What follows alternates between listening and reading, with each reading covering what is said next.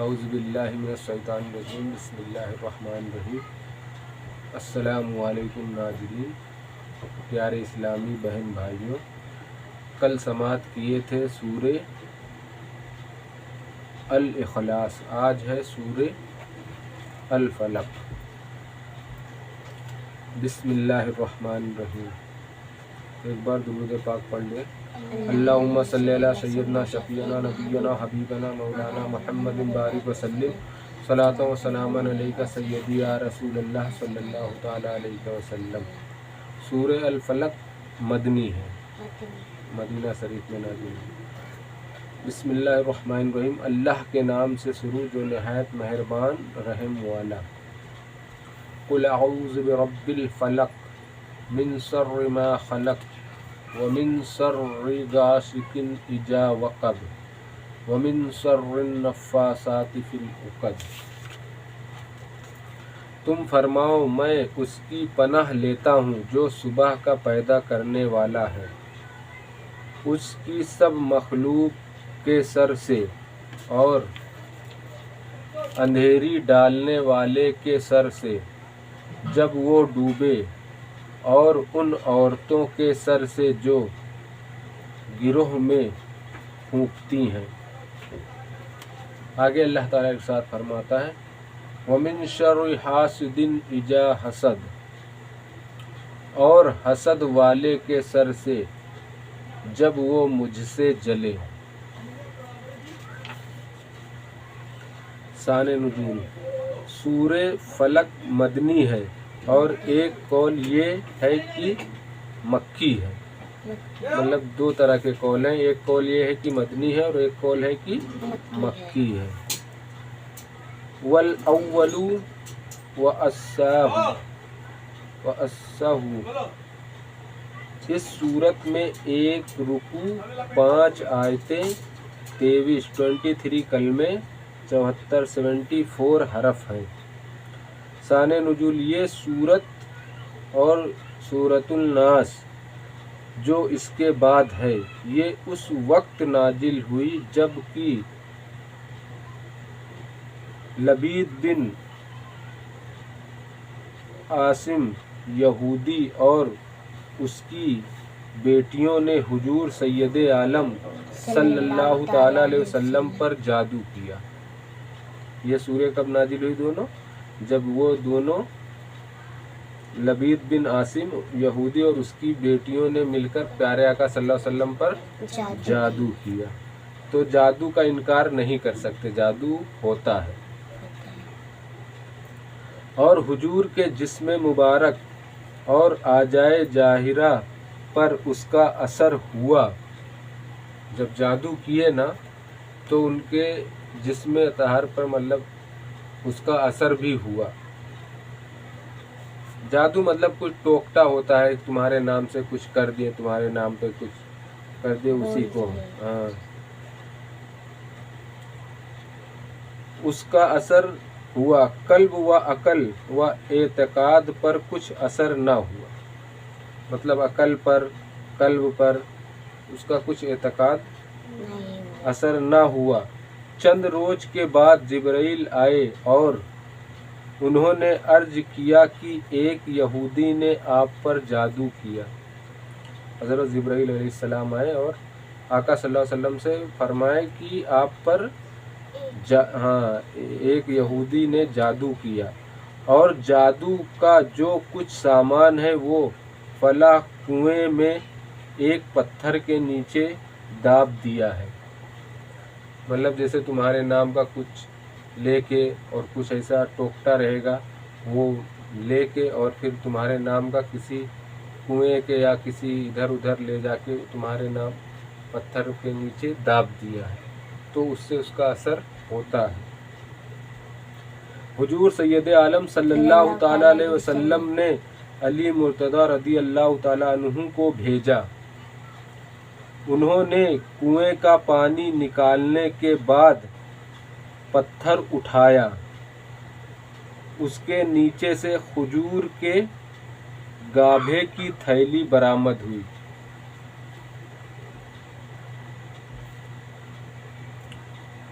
اس میں حضور صلی اللہ تعالی علیہ وسلم کے منہ شریف جو کنگھی سے برآمد ہوئے تھے اور حضور صلی اللہ تعالی علیہ وسلم کی کنگھی کے چند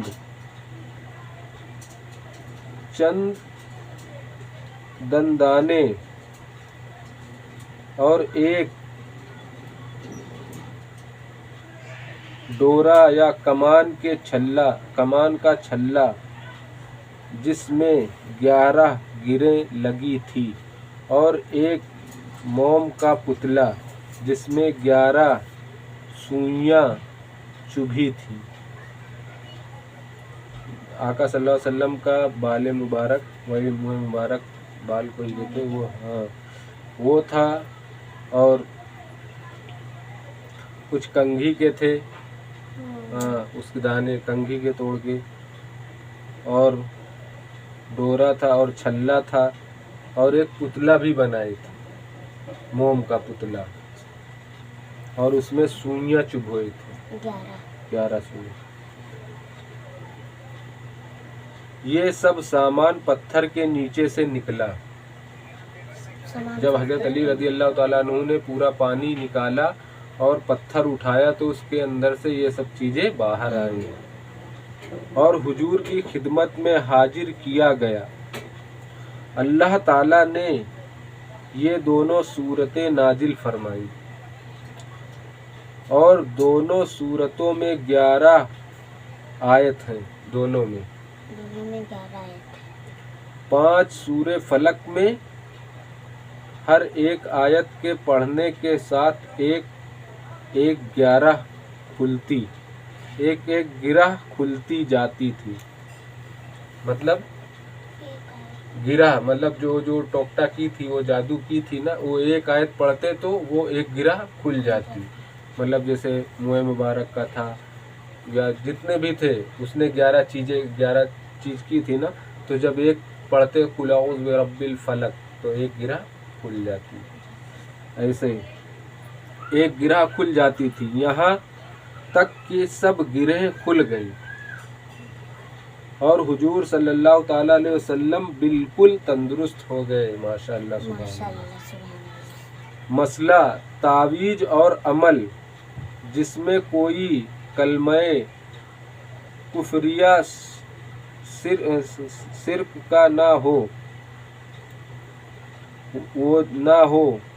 جائز ہے۔ مطلب تعویذ جو پہنتے ہیں، جو تعویذ یا تم پہنے ہو یا پہنتے، تو وہ اس صورت میں جائز ہے کہ وہ تعویذ کے اندر کوئی شرکیہ کلمات نہ لکھے ہوں۔ مطلب ہندو لوگ یا اور کسی اور سے بنواؤں گے تو وہ کچھ بھی ڈال دیں گے، کچھ بھی لکھ دیں گے، اس میں اللہ کا شریک نہ کیا ہے۔ مطلب جو شرک کے اس میں آتا ہے وہ اگر رہے گا تو وہ جائز نہیں ہے، حرام ہے۔ کفر کے یا شرک کا نہیں ہونا چاہیے۔ تب ایسے عام جیسے تعویذ بنائے، کوئی سورت تلاوت کی اور اس کی تعویذ بنا کے پہن لیے، تو یہ سب جائز ہے۔ اور ادھر ادھر پھینک بھی نہیں سکتے اسے کہ چلو کہیں بھی پھینک دیں، یا نہاتے وقت بھی دھیان سے رکھنے کا رہتا ہے، پھر ادھر ادھر نہ ہو جائے، کیونکہ وہ کسی پہن لوگے ادھر ادھر اتار کے رکھ دیا، پیر میں آئے تو اس میں عربی لکھے رہے گی تو پیر کے نیچے آئے گی تو بے ادبی ہوگی۔ خاص کر وہ عمل جو آیات قرآنیہ سے کیے جائیں یا احادیث میں وارد ہوئے ہوں، یہ ہونا چاہیے کلمات، جو قرآن کا ہو یا احادیث سے ثابت۔ حدیث شریف میں ہے کہ اسما بنت امیس نے عرض کیا، یا رسول اللہ صلی اللہ تعالی علیہ وسلم، ظفر کے بچوں کو جلد نظر ہوتی ہے، مطلب ظفر کے بچوں کو جلدی نظر لگتی ہے، کیا مجھے اجازت ہے کہ ان کے لیے عمل کروں؟ حضور نے اجازت دی۔ جیسے جب بار بار نظر لگتی ہے، پڑھ کے پھونک دیتے ہیں اور یا کچھ بھی، تو آقا صلی اللہ علیہ وسلم نے اس کی اجازت دے دی۔ ترمذی تعوج میں اللہ تعالی کا اس وصف کے ساتھ ذکر اس لیے ہے کہ اللہ تعالی صبح پیدا کر کے سب کی تاریکی دور فرماتا ہے، تو وہ قادر ہے بے شک کہ وہ پناہ چاہنے والوں کو جن حالات سے خوف ہے ان کو دور فرمائے۔ نیز جس طرح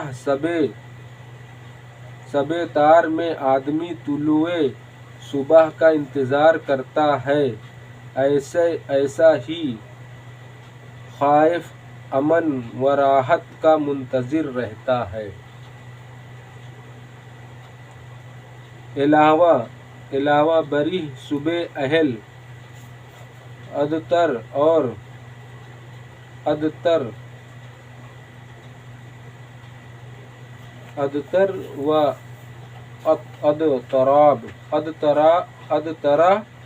و اضطراب کی دعاؤں کا اور ان کے قبول ہونے کا وقت ہے۔ مطلب اضطرا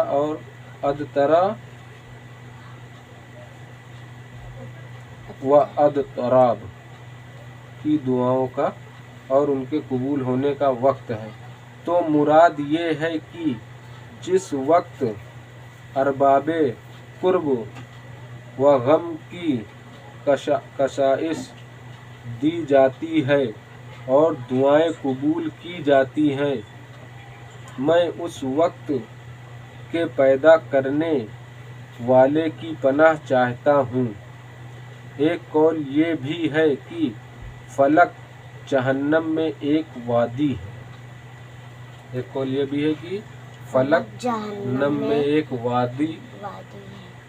ہے، جاندار ہو یا بے جان، مکلف ہو یا غیر مکلف۔ بعض مفسرین نے فرمایا ہے کہ مخلوق سے مراد یہاں خاص ابلیس ہے، یہاں خاص شیطان ہے جو ابلیس، جس سے بدتر مخلوق میں کوئی نہیں، اور جادو کے عمل اس کی اور اس کے اعوان اور لشکروں کی مدد سے پورے ہوتے ہیں۔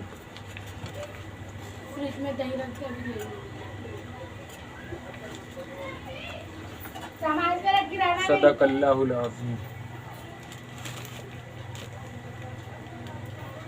بسم اللہ الرحمن الرحیم، صلی اللہ علیہ نبی وآلہ صلی اللہ علیہ وسلم، صلاۃ و سلام علیک سیدی یا رسول اللہ صلی اللہ تعالیٰ علیہ وسلم۔ اللہم انت السلام و منک السلام و الیک یرجع السلام، تحبنا ربنا بالسلام وادخلنا الجنۃ دارک دار السلام، تبارک ربنا وتعالیٰ یا ذا الجلال والاکرام۔ اللہم ربنا آتنا فی الدنیا حسنۃ وفی الآخرۃ حسنۃ وقنا عذاب النار۔ یا اللہ یا رحمان یا رحیم یا مالک القدوس، یا اللہ ہم نے جو قرآن پاک کی تلاوت کی اس کا پڑھنا سننا قبول عطا فرما۔ یا اللہ قرآن پاک کی تلاوت کرنے میں کسی قسم کی غلطی، گستاخی، بے ادبی، ترجمہ تفسیر میں یا اللہ معاف عطا فرما، اور اپنے رحم و کرم سے ہم سب کا پڑھنا سننا قبول عطا فرما۔ استغفر اللہ ربی من کل ذنب واتوب الیہ، استغفر اللہ ربی من کل ذنب واتوب الیہ، استغفر اللہ ربی من کل ذنب واتوب الیہ۔ سبحانک ذی العزۃ عما یصفون وسلام علی المرسلین والحمد للہ رب العالمین، لا الہ الا محمد رسول اللہ صلی اللہ علیہ وسلم۔ السلام علیکم ورحمۃ اللہ وبرکاتہ۔